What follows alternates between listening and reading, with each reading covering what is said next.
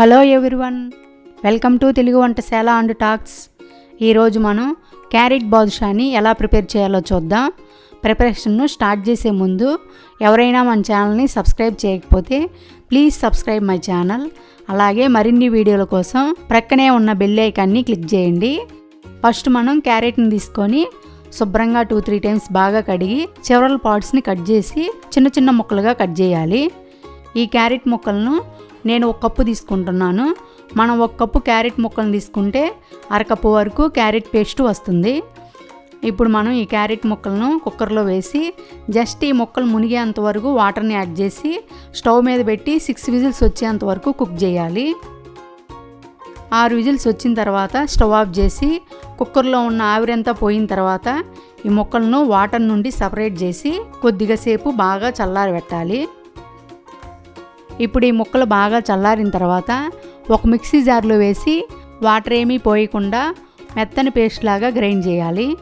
మెత్తని పేస్ట్ లాగా గ్రైండ్ చేసిన తర్వాత ఒక బౌల్లోకి వేద్దాం. చూశారు కదండి, మనం 1 కప్పు క్యారెట్ ముక్కలు తీసుకుంటే 1/2 కప్పు వరకు క్యారెట్ పేస్ట్ వచ్చింది. తర్వాత మనం ఒక మిక్సింగ్ బౌల్ని తీసుకొని ఇందులో మనం క్యారెట్ ముక్కలు తీసుకున్నాం కదా, అదే కప్పుతో 2 కప్పుల మైదా పిండిని వేయాలి. మనం 1/2 కప్పు క్యారెట్ పేస్ట్ని తీసుకున్నాం కాబట్టి 2 కప్పుల మైదా పిండిని వేస్తున్నాను. అదే మనం 1 కప్పు క్యారెట్ పేస్ట్ని తీసుకుంటే 4 కప్పుల మైదా పిండిని తీసుకోవాలి.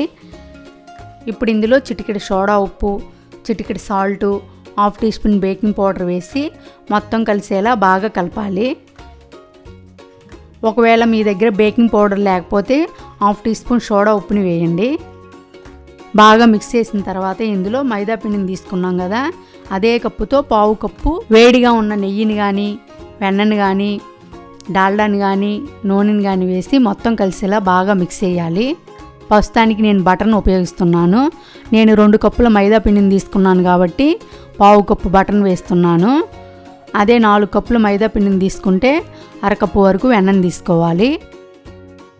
ఈ బాదుషాలకు నూనె నెయ్యి కంటే కూడా వెన్నను డాల్డాను ఉపయోగిస్తే బాదుషాలు చాలా సాఫ్ట్గా గుల్లలుగా జ్యూసీగా వస్తాయి. అలాగే మనకు బయట షాపుల్లో డాల్డాను ఉపయోగించే ఈ బాదుషాలను తయారు చేస్తారు. డాల్డాను ఉపయోగించడం హెల్త్కి అంత మంచిది కాదు కాబట్టి మనం ఇంట్లోనే ఈజీగా వెన్నను కానీ నెయ్యిని కానీ ఆయిల్ని కానీ ఉపయోగించి ఈ బాదుషాలను తయారు చేసుకోవచ్చు. మనం పిండిని ఇలా చేత్తో ప్రెస్ చేస్తే ఇలా ముద్దలాగా రావాలి. ఆ విధంగా మనం పిండిని మిక్స్ చేయాలి. ఇప్పుడు ఇందులో మనం ముందుగా గ్రైండ్ చేసిన క్యారెట్ పేస్ట్ని ఇందులో వేయాలి. క్యారెట్ పేస్ట్ని వేసిన తర్వాత వాటర్ ఏమీ యాడ్ చేయకుండా చపాతీ పిండి మాదిరిగా పిండిని స్మూత్గా వచ్చేదాకా మిక్స్ చేయాలి. మనం పిండిని కలిపేటప్పుడు మరీ గట్టిగా ప్రెస్ చేస్తూ కలపకూడదు, కొంచెం లైట్గా ప్రెస్ చేస్తూ కలపాలి. ఒకవేళ పిండి కొంచెం లూజ్గా అనిపిస్తే కొంచెం మైదా పిండిని యాడ్ చేయండి. అలాగే పిండి కొంచెం గట్టిగా అనిపిస్తే కొంచెం వాటర్ని యాడ్ చేయండి. ఇప్పుడు మనం పిండిని స్మూత్గా వచ్చేదాకా కలిపిన తర్వాత మూత పెట్టి 15 నిమిషాలు అలాగే ఉంచాలి. ఈలోపు మనం పాకాన్ని ఎలా ప్రిపేర్ చేయాలో చూద్దాం. ఇప్పుడు స్టవ్ మీద ఒక కడాయిని పెట్టి ఇందులో మనం మైదా పిండిని తీసుకున్నాం కదా, అదే కప్పుతో 1.5 కప్పుల పంచదారని వేయాలి. మీరు కొంచెం స్వీట్ని ఎక్కువగా ఇష్టపడే వాళ్ళు అయితే 2 కప్పుల వరకు పంచదారని వేయవచ్చు. మనం 2 కప్పుల మైదా పిండిని తీసుకున్నాం కాబట్టి అదే కప్పుతో 1/2 కప్పు తగ్గించి 1.5 కప్పుల పంచదారని వేసాము. మనం ఎన్ని కప్పుల మైదా పిండిని అయితే తీసుకుంటామో అదే కప్పుతో 1/2 కప్పు తగ్గించి పంచదారని తీసుకోవాలి. పంచదారని వేసిన తర్వాత పంచదారని తీసుకున్న కప్పుతోనే 3/4 కప్పు వాటర్ను యాడ్ చేయండి. వాటర్ అనేది మరీ ఎక్కువ పోయవద్దు, జస్ట్ ఈ పంచదార మొత్తం తడిసేంత వరకు పోస్తే సరిపోతుంది. ఇప్పుడు స్టవ్ ఆన్ చేసి గ్యాస్ని మీడియం ఫ్లేమ్లో పెట్టి చూడండి. ఇప్పుడు మనం 2 వేళ్ళతో టచ్ చేస్తే కొంచెం తీగలాగా వస్తే సరిపోతుంది. ఇప్పుడు గ్యాస్ని సిమ్లో పెట్టి ఇందులో 1/2 టీ స్పూన్ యాలకుల పొడి, 1 లేదా 2 టీ స్పూన్స్ నిమ్మరసాన్ని వేయాలి. నిమ్మరసాన్ని వేయడం వలన పాకం గట్టి పడకుండా ఉంటుంది. నిమ్మరసాన్ని వేసిన తర్వాత ఒకసారి మొత్తం కలిసేలా బాగా కలియబెట్టాలి. ఇప్పుడు స్టవ్ ఆఫ్ చేసి పాకం చల్లారిపోకుండా మూత పెట్టాలి. 15 నిమిషాల తర్వాత మనం పిండిని ఏమీ ఒత్తకుండా బాదుషాలన్నీ సమానంగా రావడానికి ఇలా పొడవుగా మొత్తం సమానంగా ఉండేలా పిండిని తయారు చేయాలి. ఇప్పుడు దీన్ని చిన్న చిన్న ముక్కలుగా కట్ చేసి ఒక ప్లేట్లోకి వేయాలి. ఇప్పుడు ఒక్కొక్క దాన్ని తీసుకొని 2 అరచేతుల మధ్యలో పెట్టి ఒకే డైరెక్షన్లో గట్టిగా ప్రెస్ చేయకుండా లైట్గా ప్రెస్ చేస్తూ ఎక్కడా కూడా క్రాక్స్ లేకుండా బాల్స్ లాగా సాఫ్ట్గా తయారు చేసి 2 అరచేతుల మధ్యలో పెట్టి అప్పంలాగా ప్రెస్ చేయాలి. అప్పంలాగా ఒత్తిన తర్వాత బ్రొటన వేలుతో కొంచెం లోపలికి ప్రెస్ చేయాలి. హోల్ అనేది కొంచెం పెద్దదిగా ఉండేటట్లు చేయాలి.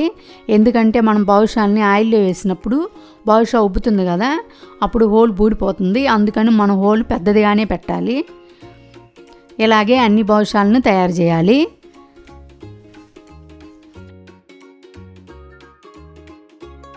ఇప్పుడు స్టవ్ మీద ఒక ఎడల్పాటి ప్యాన్ని కానీ కడాయిని కానీ పెట్టి ఇందులో డీప్ ఫ్రైకి సరిపడా ఆయిల్ వేయాలి. ఆయిల్ని వేసిన తర్వాత గ్యాస్ని సిమ్లో పెట్టి ఒక 10 నిమిషాలు ఆయిల్ని హీట్ చేయండి. 10 నిమిషాల తర్వాత బాదుషాల్ని ఆయిల్లో వేసి ఇప్పుడు ఇవి కొంచెం మెల్లగా పైకి తేలుతున్నాయి కదా, ఇప్పుడు గ్యాస్ని మీడియం ఫ్లేమ్లో పెట్టి బాదుషాలు చాలా సాఫ్ట్గా ఉంటాయి కాబట్టి మెల్లమెల్లగా పైకి కిందకి టర్న్ చేస్తూ గోల్డెన్ బ్రౌన్ కలర్కి వచ్చేదాకా డీప్ ఫ్రై చేయాలి. ఒకవేళ మీరు ఎక్కువ మొత్తంలో బాదుషాలను తయారు చేస్తుంటే అవి ఆరిపోకుండా మిగిలిన వాటికి ఏదైనా మూతను కానీ తడి క్లాత్ని కానీ కప్పి ఉంచాలి. లేదంటే బాదుషాలు మనం డీప్ ఫ్రై చేసేటప్పుడు అవి కొంచెం పగిలిపోయినట్లుగా వస్తాయి. ఇప్పుడు బాదుషాలు గోల్డెన్ బ్రౌన్ కలర్కి వచ్చిన తర్వాత వేడిగా ఉన్నప్పుడే వెంటనే పాకంలో వేయాలి. వేడిగా ఉన్నప్పుడే బాదుషాలను పాకంలో వేస్తే త్వరగా పాకాన్ని పీల్చుతాయి. అందుకని మనం బాదుషాలను వేడిగా ఉన్నప్పుడే పాకంలో వేయాలి. ఒకవేళ బాదుషాలను ప్రిపేర్ చేసేటప్పుడు కొంచెం లేట్ అయ్యి పాకం గట్టిగా అయిపోయినట్టుగా ఉంటే కొంచెం వేడి చేయండి. అప్పుడు వెంటనే అది పాకంలాగా వస్తుంది.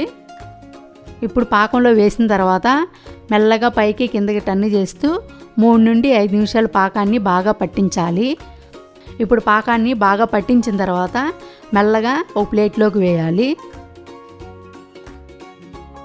మనం రెండోసారి బాదుషాలను ఆయిల్లో వేసేటప్పుడు ఆయిల్ ఆల్రెడీ వేడిగా ఉంది కాబట్టి స్టవ్ ఆఫ్ చేసి బాదుషాలను ఆయిల్లో వేయాలి.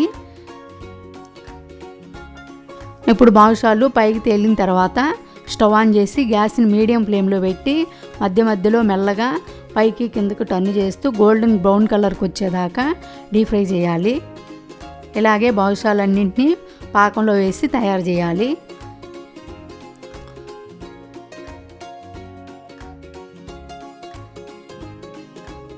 ఇప్పుడు మిగిలిన ఈ పాకాన్ని పడవేయకుండా ఫ్రిడ్జ్లో స్టోర్ చేస్తే మనం ఎప్పుడైనా గులాబ్ జాములను జిలేబీలను కాజాలను తయారు చేసేటప్పుడు అందులో మనం ఈ పాకాన్ని వాడుకోవచ్చు. ఇప్పుడు మనకు క్యారెట్ బాదుషాలు రెడీ అయ్యాయి. ఇప్పుడు మనం వీటిని బాదం పప్పుతో గార్నిష్ చేద్దాం. చూశారు కదండి క్యారెట్ బాదుషాలను ఎలా ప్రిపేర్ చేయాలో. ఈ వీడియో కనుక మీకు నచ్చినట్లయితే లైక్ చేయండి, షేర్ చేయండి, సబ్స్క్రైబ్ చేయండి. అలాగే రెసిపీస్లో ఏమైనా సలహాలు కానీ సూచనలు కానీ ఇవ్వదలుచుకుంటే కింద కామెంట్ సెక్షన్లో కామెంట్ చేయగలరు. Thank you.